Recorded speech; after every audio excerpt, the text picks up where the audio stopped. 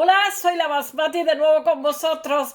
Hoy os voy a hablar de un hallazgo interesantísimo que ha sido llevado a cabo por la Universidad del Cairo, la de Turbinga y la de Múnich. Fue a raíz de un descubrimiento que se hizo de unos talleres de embalsamamiento al lado de una pirámide que no me acuerdo cómo se llama, pero es de la dinastía 16, o sea, aproximadamente 600 años antes de Cristo, antes del nacimiento de Cristo. Y a partir de ahí, los alemanes han hecho un análisis de lo que contenían estas vasijas y se ha podido llegar a unas conclusiones muy interesantes, como que, por ejemplo, los productos que tenían, bueno, muchas veces las vasijas ponían pues para la cabeza, para la piel, para no sé qué, eran todas como indicadoras del lugar donde tenías que echarlo, y hay de todo tipo de resinas vegetales. Pero lo curioso del caso es que hay productos, ahora lo contaré con un poco más de precisión, productos de la India, productos de África tropical, o sea, productos de lugares muy lejanos. Por supuesto hay productos también de todo el Mediterráneo, pero el Mediterráneo era como más cercano. Y bueno, y además ha sorprendido muchísimo por el carácter que tiene yo qué sé, bactericida, microbiano, o sea, como ellos tenían como 70 días para... Han descubierto una serie de vasijas, muchas vasijas, no sé si 36 o cosas así, en bastante buen estado, en una especie de pozo. Ellos se llamaban iba a decir WT, los que hacían estos embalsamamientos, que estaba yo diciendo. Eh, pues, bueno, se me ha ido. Esto se ha publicado en la revista Nature, porque ya sabéis que hay revistas que tienen muchísimo peso, como por ejemplo Science, Nature, etcétera. Son artículos científicos normalmente muy prestigiosos, ¿no? Y no sé lo que estaba diciendo. Para llevarlo a cabo, los investigadores han utilizado técnicas sofisticadísimas como por ejemplo la electrometría de masa, la cromatografía de gases, etcétera.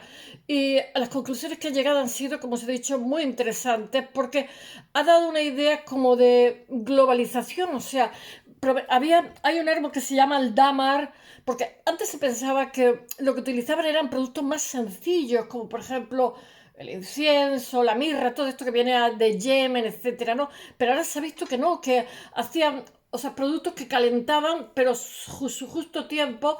Y me imagino que esto lo habrán hecho, como el antiguo Egipto tenía casi 4.000 años para entonces, y el proceso de la momificación era algo muy tenido en cuenta en la sociedad. Seguramente lo harían por un concepto de error, acierto, etcétera. Pero estas vasijas que os digo tienen productos muy sofisticados y algunas veces de los bosques de África y en otras ocasiones árboles que solamente están en el sudeste asiático, o sea, a bastantes miles de kilómetros. Y eso ha llegado a sorprender porque hasta qué punto eran capaces de utilizar montones de productos que estaban a miles de kilómetros. Mirad, había tres tipos de embalsamamiento. Solía durar como 70 días y se partían 35 y 35, ¿no? Había un proceso que era el primeros 35 días en los cuales se ponían unas sales que estaban al norte de Egipto, que era de Fentón o algo así se llamaba, creo.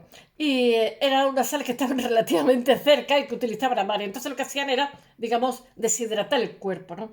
Entonces había... el cerebro se sacaba por la nariz con unos ganchitos. De hecho, ahora mismo los neurocirujanos operan a veces por la nariz en vez de por la cabeza porque es menos complicado. Nunca pueden repetir la operación. Si no operan por aquí, no operan por allí, etcétera. Y había, como, digamos, o sea, se sacaban cuatro órganos del cuerpo, además de los ojos, se sacaban los ojos, el cerebro. Ellos al cerebro no le daban mucha importancia. Ellos pensaban que el pensamiento estaba en el corazón y se dejaba, porque el corazón se pesaba en el más allá, se pesaba con la pluma, era el proceso final, por decirlo de alguna forma, como os conté el otro día, donde la pluma de avestruz, el corazón no podía delatar, se suponía que ahí estaba el pensamiento. De alguna forma, ahí está el pensamiento también, porque yo tengo un tío cardiólogo que dice que realmente el corazón está a mitad camino entre el cerebro y el cuerpo, aunque sea un músculo. Entonces, siente mucho los afectos, las contrariedades, todo tipo de cosas, ¿no? Y para ellos el corazón se quedaba en el cuerpo, ¿no? Pero después tenían los vasos canopos, que solían ser de alabastro porque eran muy baratos. Ellos tenían muchísimo, ¿cómo se llama? Granito, que desprende rayos gamma, por cierto, radiaciones como una central nuclear. Yo pienso en los ministerios de Madrid, tantos edificios que hay de granito. Yo he trabajado con piedra y con el granito necesitábamos instrumentos especiales. Entonces pienso, ellos hacían, por ejemplo, los monolitos, lo hacían in situ y cuando estaban hechos, entonces los transportaban en barco. De hecho, yo estuve viendo en Egipto un monolito que estaba sin terminar y estaba, digamos, casi terminado en lo que era la piedra granito. Pero ellos trabajaban más el alabastro porque, para los vasos canopos, que cada uno simbolizaba un animal. Entonces, cada animal guardaba a la persona que había sido embalsamada guardaba una de sus vísceras. Entonces, las vísceras que guardaban eran los intestinos, me parece que eran 4, y cada uno llevaba una deidad. El intestino, el hígado, el estómago, y me falta una que no me acuerdo, no sé si sería el páncreas o algo así, no sé. Eran 4, pero no me acuerdo de la cuarta, con certeza. Ya os digo que... no, ¿el cerebro? No, no lo sé. El cerebro era como...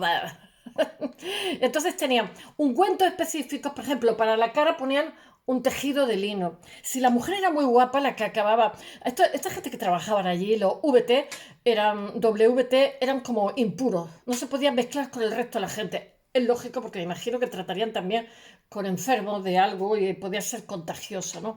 Entonces, porque es que si tu cuerpo se perdía, o sea, si tu cuerpo no se momificaba, no podías pasar al más allá, porque el más allá es una prueba que se hace, como dije el otro día, en la cual lleva una serie de conjuros y amuletos para poder, tienen el libro de los muertos, que tienen como sortilegios para pasar ese examen que tienes en el más allá, porque hay unas bestias, hay como una serpiente, en fin, hay un montón de cosas, y entonces le ponían la lengua de oro, el que tenía presupuesto, pero bueno, os voy a decir una cosa, se van relajando los métodos. Entonces, en esta época hay 3 métodos en función de la capacidad económica para ser embalsamado.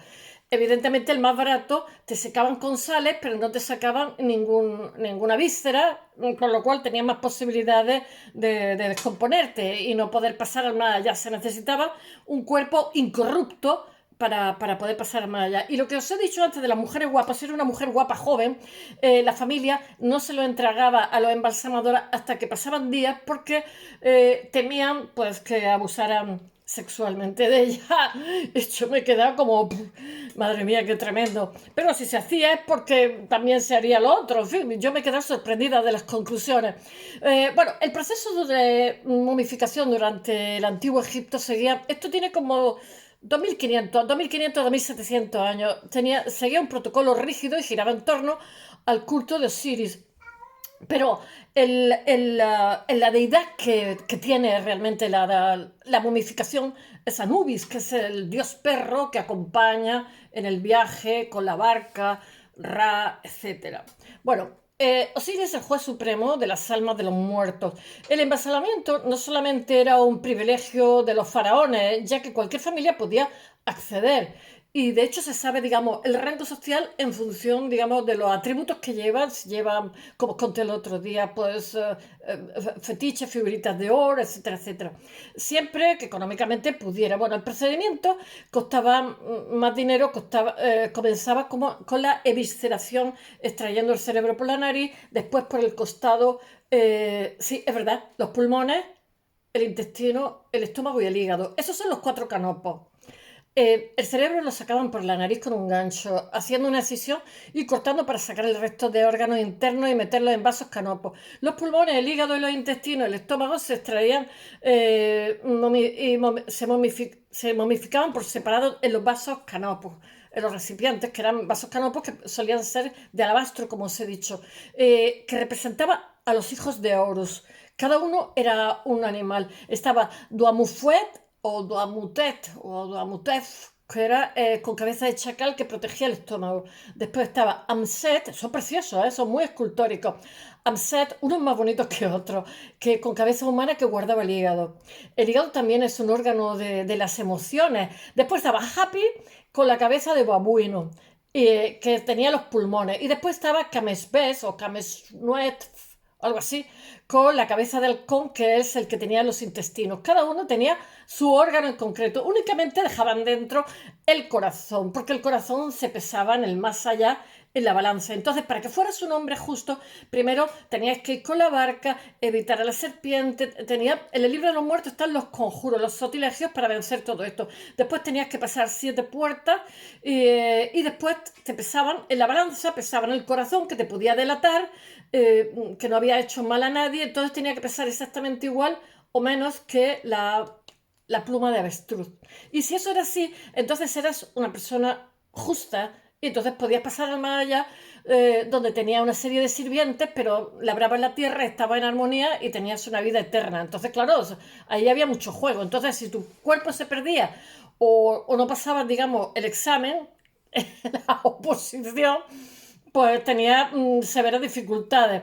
Bueno, entonces el corazón, claro, el corazón se podía tocar. Muchas veces se ponía como un escarabajito donde se ponía también un conjuro para que el corazón se callara y no contara demasiadas cosas, porque era un chivato que te podía contar el pasar al más allá o no. Bueno, trasladaban el interior. Después nos he contado que hay 35 días en los cuales se extraen se pone sal para deshidratar, se extraen con ungüento para que los animales no parasiten, y después hay otros 35 días en los cuales se envuelven con lino. Entonces, antes de poner las sales, se suele lavar el interior con vino y especias. El cuerpo se rellena con sustancias aromáticas para que no huela mal. Y después, para deshidratarlo, se cubre de sal de natrón, que os he dicho, que son 35 días. Yo pienso en el salmón, que le echo sal y lo deshidrato para comérmelo como un embutido. Me está dando de todo. Lo estoy momificando. Bueno, transcurridos los cuales se lavaba el cuerpo y se envolvían tiras de lino. Eso era 35 y 35. Y después se les devolvía a la familia para que hicieran el enterramiento. Después, las tiras de lino solían estar untadas de cera. Bueno, las vasijas de un taller de momificación en el yacimiento de Saqqara. En Saqqara últimamente encuentran de todo. He puesto fotografías de Saqqara, en Egipto, que fue descubierto en 2016, como os he dicho, por un arqueólogo egipcio que tuvo una muerte repentina, pero casi todo puso en marcha, está al lado de unas pirámides, puso en marcha toda una serie de engranajes para que toda esta investigación se diera. Y hay alemanes y hay egipcios, se han colaborado uno y otro para revelar esta información sobre las sustancias de las vasijas usadas por los antiguos egipcios para preservar a sus muertos, y de que algunas han llegado a sitios tan lejanos como los bosques tropicales de Asia. Y la momificación en el antiguo Egipto era larga, compleja e implicaba el uso de muchísimas sustancias diferentes que venían, ya os he dicho, de los bosques africanos o del sudeste asiático. Un proceso del que se conoce por la literatura antigua y los análisis de residuos orgánicos de las momias, pero que no se conocía al 100% porque se tenía como un conocimiento aproximado. Todo esto lo que ha dado, digamos, ha profundizado. Hasta ahora la función de los diversos elementos y el procedimiento era poco claro, poco conocido. Entonces, un equipo de científicos alemanes y egipcios ha desvelado nuevos conocimientos sobre la química y recetas de las técnicas de embalsamamiento de las diferentes partes del cuerpo, descubriendo que han publicado en Nature, como os he dicho. Los estudios se basan en análisis de 31 vasijas que han encontrado en este yacimiento, que era como un espacio para momificar a los fallecidos, y están recuperados de un taller de momificación en Saqqara. En Saqqara han descubierto últimamente un papiro de 16 metros del libro de los muertos, porque lo que hacían es que te dejaban la chuleta en el sarcófago para que te ayudara, o te escribían en las vendas de lino, que las que iban envolviendo, escribían conjuros, por si no te lo sabías. En fin, valía bastante caro el libro de los muertos, valía como una pieza de plata, que lo conté el otro día, que era como el jornal de 6 meses de un campesino. Esto estamos en la dinastía 16, que va del 664 al 525 a.C., o sea, 2700, 2800 años. Y esto fue descubierto en 2016. Bueno, investigadores de la Ludwig Maximilian de Múnich y de la Universidad de Tübingen han colaborado con el Centro Nacional del Cairo, de Investigaciones del Cairo, donde hay bioquímicos, etcétera, y todos han dado sus conclusiones. Se han repartido como si dijéramos los menesteres. Bueno, y lo que han hecho ha sido analizar el interior de las vasijas con restos de sustancias que llevaban textos escritos fuera que daban como indicaciones. Esto para la cabeza, esto para el cuerpo, esto para no sé qué. Algunos son instrucciones para el embalsamamiento. Entonces la vasija pone poner sobre la cabeza. Después hay otro que pone o vendar y embalsamar con ella. Y otros son los nombres de los materiales que se usaban. Lo que permite al equipo entender perfectamente qué sustancias se usaban en cada lugar y cómo se mezclaban unos con otras, su nombre y aplicación. Así se han identificado pues resinas, aceites, ceras, fragancias, también grasas animales y que se pueden usar como antifúngicos y antibacterianos. O sea, usaban como bactericidad para que no se corrompiera el cuerpo, porque después, claro, le pagaban una buena cantidad a los familiares, pero después supervisaban a ver si estaba todo correcto.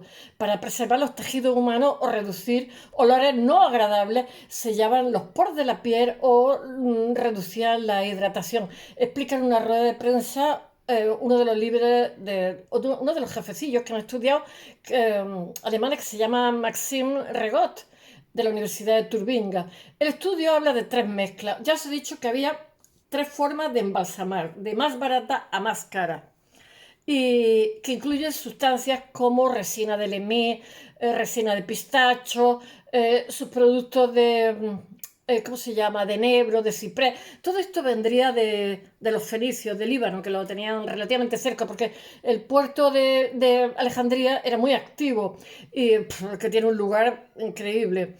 Y bueno, también utiliza la cera de abeja, que se usa para embalsamar la cabeza, y otras para lavar el cuerpo. Según qué trozo, la cara, para que quedara incorrupta, se ponía un trapo de lino, que no me acuerdo qué producto, es que estaba leyendo y aquello es inacabable.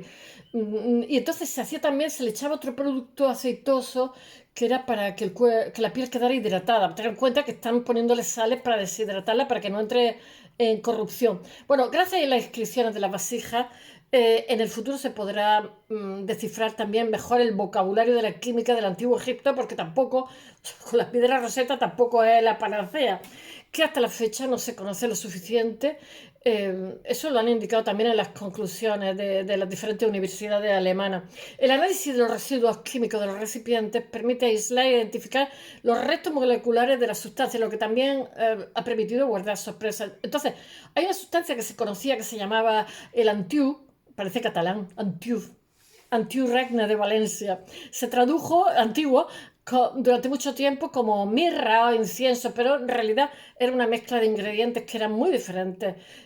Han dicho los alemanes, precisa que se utiliza muchísimo en sacar, es una mezcla de aceite de cedro, de enebro, de ciprés, como he dicho antes, y de grasa animal. Hacen ahí su mejunje.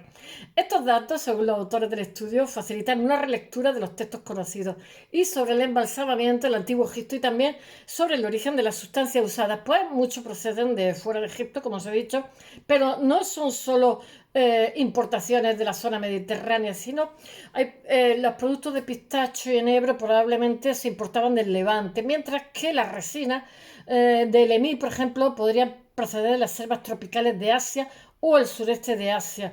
Después hay uno de los Schumacher, dice, que es uno de los investigadores, que uno de los descubrimientos más chocantes es encontrar resinas de los bosques de Asia y de África, lo que demuestra que la globalización estaba ya funcionando, que los embalsamadores tenían conocimientos científicos que iban más allá, porque Egipto, tener en cuenta que salvo la zona del delta y todo eso, que hay mucha agua, es una zona que no tiene bosques ni tiene teclado, entonces bastante limitada. Entonces, las relaciones que tenían los egipcios iban más allá de lo que, digamos, podemos suponer por los textos escritos que conocemos de las investigaciones previas. Eso le ha dado la cantidad de sustancias que importaban. Bueno, Y además la práctica de la momificación probablemente desempeña un papel importante en la aparición de las redes mundiales y de la globalización, que ya están, o sea, son relaciones comerciales hace casi 3.000 años, mientras que la resina de árbol de Lemí llegaba a Egipto de África tropical, o sea, desde los bosques africanos, o del sudeste asiático, el árbol de dama crece solamente en Asia, con lo cual, fijaros las relaciones comerciales que tenían tan tremendas. Bueno, espero que os haya gustado y hasta mañana.